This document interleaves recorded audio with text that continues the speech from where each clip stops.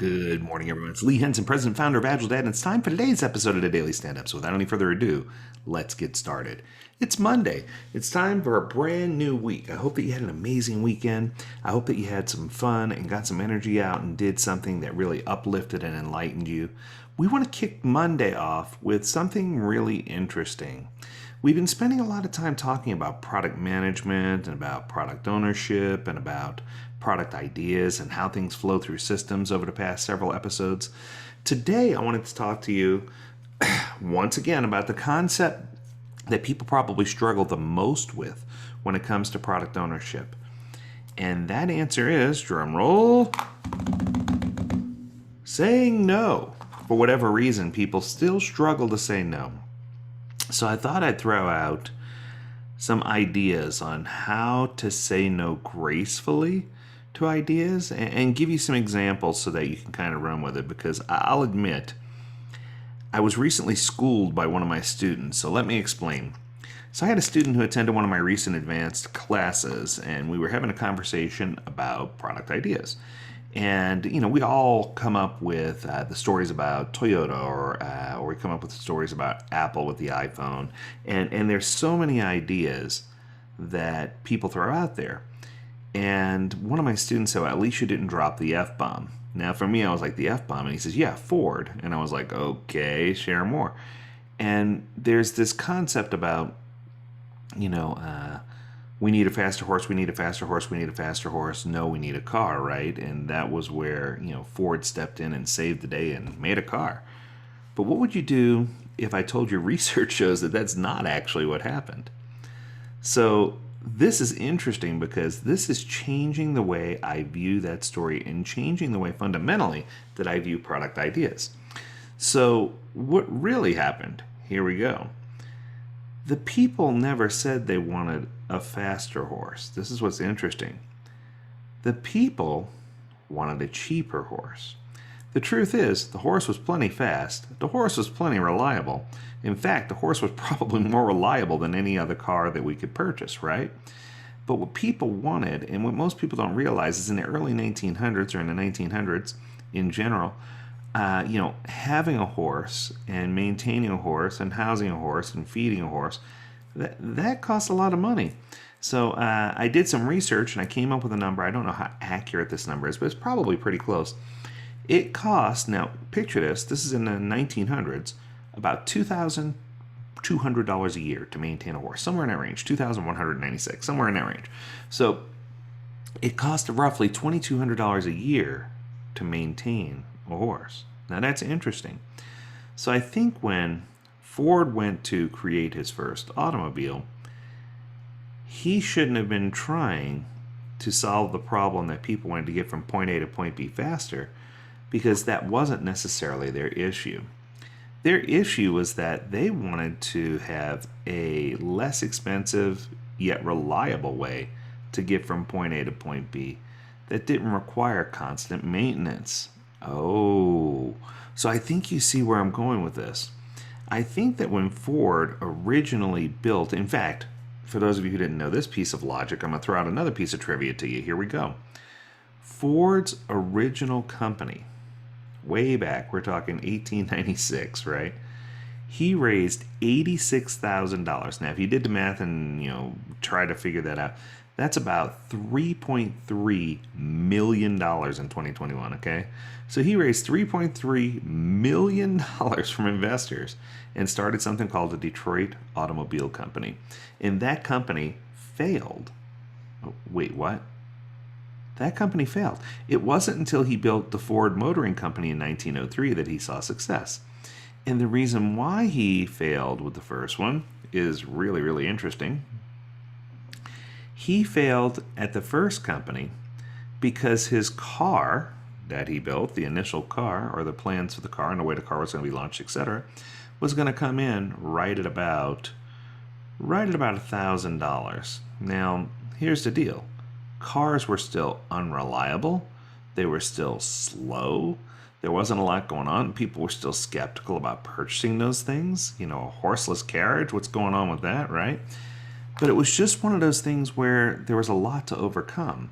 And what I could tell you is just there wasn't enough cost savings for him to work that equation. It would have never, ever worked out to be something that was affordable.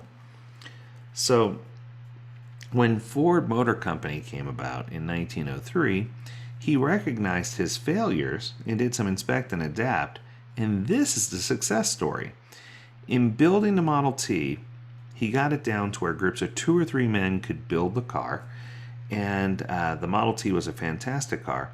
But when the 2 or 3 men worked on it together, it was initially just one person working on it, and then he got the time down with 2 or 3 people from 12 hours to 1.5 hours. And this is where the mentality about assembly line came to be, right? Especially when it came to manufacturing or auto manufacturing. But here's the fun part, the fun fact. The cost of building the Ford Model T then dropped from $850 in 1908 to only $360 in 1927. And I'll tell you what, that's significantly cheaper than feeding any horse, right? I'll tell you that right now. It was just really inexpensive. It worked out. And I think the secret here, the logic here, is that nailing the customer problem is the biggest reason that people hire product managers.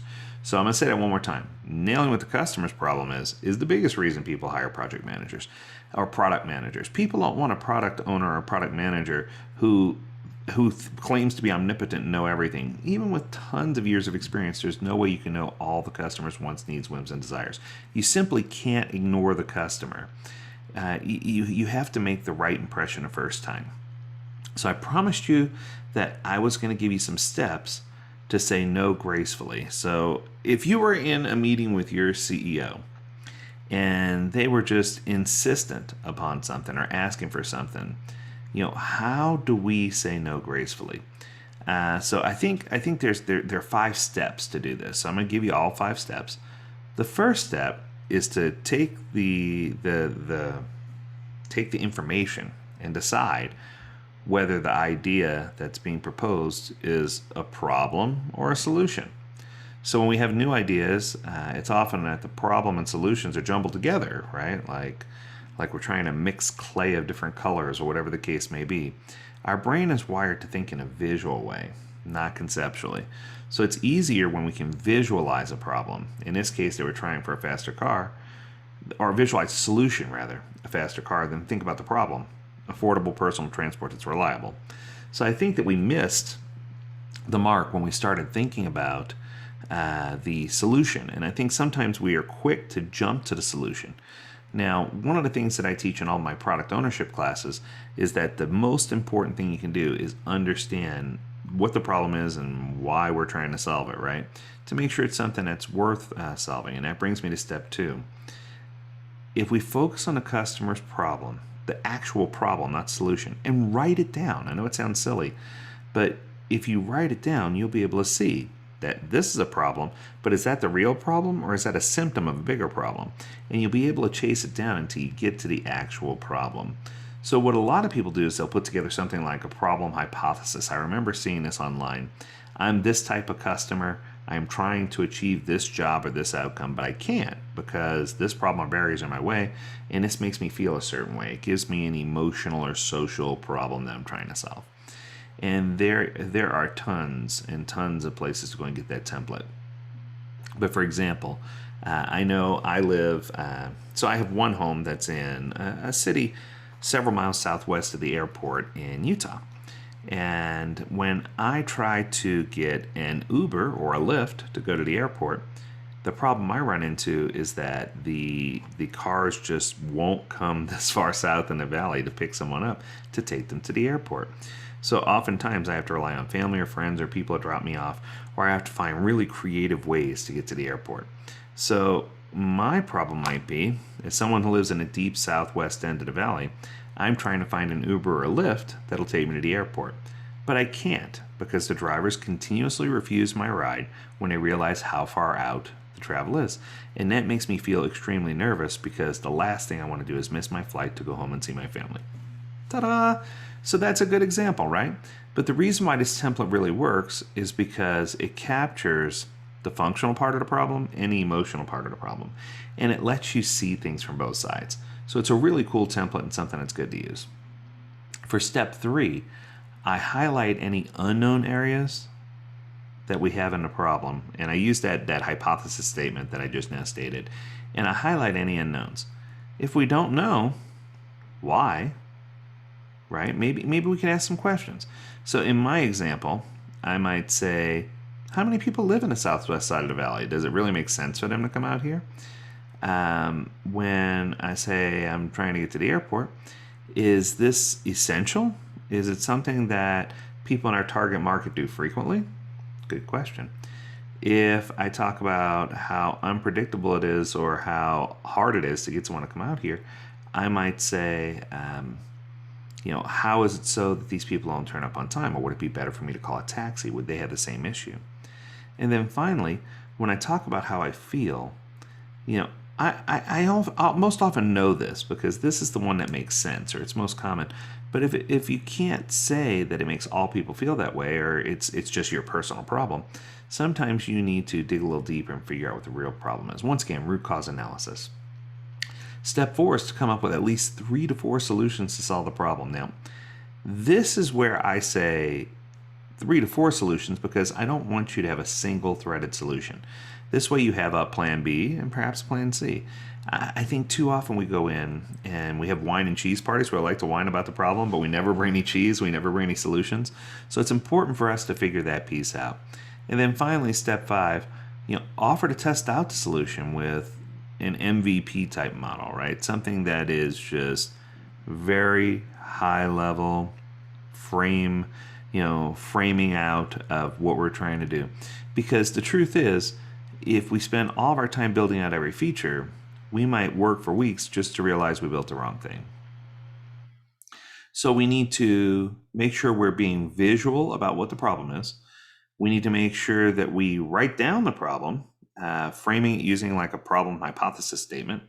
We need to make sure we're testing our assumptions, especially the riskiest ones, and make sure we're formulating some qualitative and quantitative data. Then we should come up with 3 to 4 solutions and then offer to test the best solution through an MVP. There you go. That was kind of easy. I hope you enjoyed this episode, and as always, I encourage you to visit AgileDad.com where you can learn more about this topic and many others. And if you have a topic you'd like to hear for an episode of the Daily Stand-Up, don't hesitate to reach out to us. We'd love to hear your input. And as always, we encourage you to stay healthy, stay well, and stay agile, my friends. Until next time, do take care.